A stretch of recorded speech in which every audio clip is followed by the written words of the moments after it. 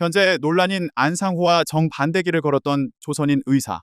지난 11일 한 온라인 커뮤니티에 올려진 게시물 제목입니다.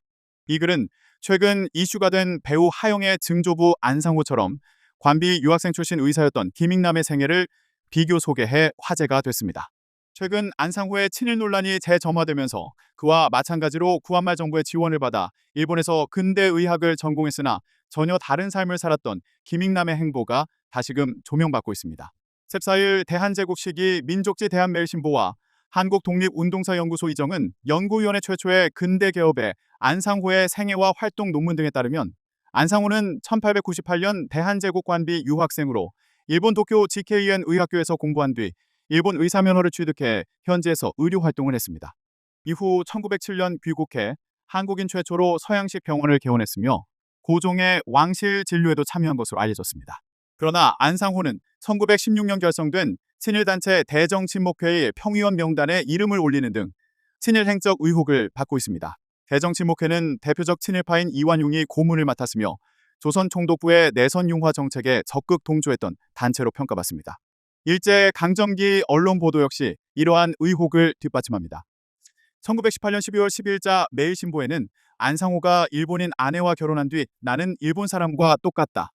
지금 조선옷은 한 벌도 없고 매운 음식도 못 먹는다라고 언급한 내용이 일선동체의 모범 사례로 소개됐습니다. 이에 증손녀인 배우 하영은 지난 12일 개인 사회관계망 서비스를 통해 관련 자료를 직접 찾아보는 과정에서 증조부의 친일적 행적을 알게 됐다며 과오를 무겁게 받아들이며 후손으로서 진심으로 사죄드린다고 고개를 숙였습니다. 다만 학계 일각에서는 신중론도 제기됩니다. 안상호의 이름이 친일 임명사전에 등재되어 있지 않으며 역사적 단죄 대상에 해당하는지에 대한 학술적 검토와 연구가 아직 충분히 이루어지지 않았다는 이유에서입니다. 이처럼 안상호의 행적을 둘러싼 논란이 불거지면서 삶의 궤적이 뚜렷이 달랐던 김익남이 재조명받고 있습니다. 같은 관비 유학생 출신이지만 졸업 이후 조국을 대하는 두 사람의 행보가 극명하게 대조되기 때문입니다. 김익남은 안상호보다 3년 앞서 GK 의원 의학교를 졸업한 선배입니다. 두 사람은 우리나라 최초의 관립근대의학 교육기관인 의학교의 교관 임명 요청을 대하는 태도에서부터 갈라섰습니다. 김익남은 1899년 7월 GK 의학교를 졸업한 뒤 대한제국 정부로부터 의학교 교관으로 취임하라는 요청을 받자 1900년 8월 귀국해 교관으로 취임했습니다. 그는 4년 동안 의학교 교관으로 재직하며 총 32명의 한국인 근대 의사를 배출했습니다. 대한제국의 국권이 심각하게 위협받던 시기에 근대의학 교육을 받은 최초의 의사 집단을 양성했다는 점에서 한국 근대의학사에 뚜렷한 업적을 남겼습니다.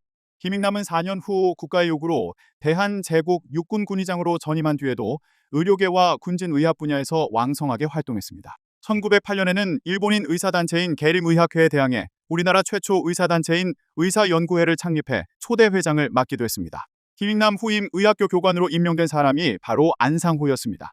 하지만 안상호는 1904년 10월 교관으로 임명됐음에도 귀국을 거부했다가 석 달 뒤 해임됐습니다.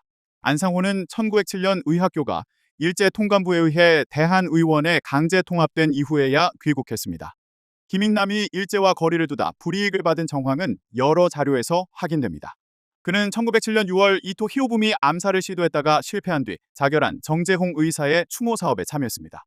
이로 인해 일제로부터 불이익을 받았고 일제가 한국 의료계를 통제하기 위해 발급했던 공식 의사 면허증인 의술개업인 허장을 끝내 받지 못했습니다.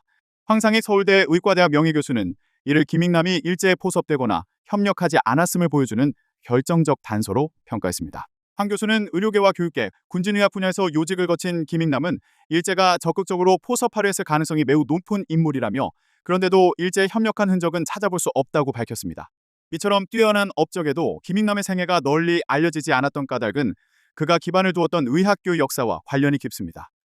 황 교수는 대한제국이 자주적으로 설립한 의학교는 국권 상실과 함께 8년 만에 폐지된 이후 그 역사와 의미가 제대로 평가받지 못했다며 김익남 역시 국가가 사라지면서 자신이 활동했던 제도적 기반을 잃은 것이라고 설명했습니다. 김익남의 생애는 2000년대 들어 연구자들의 지속적인 자료 발굴을 통해 비로소 본격적으로 조명받기 시작했습니다.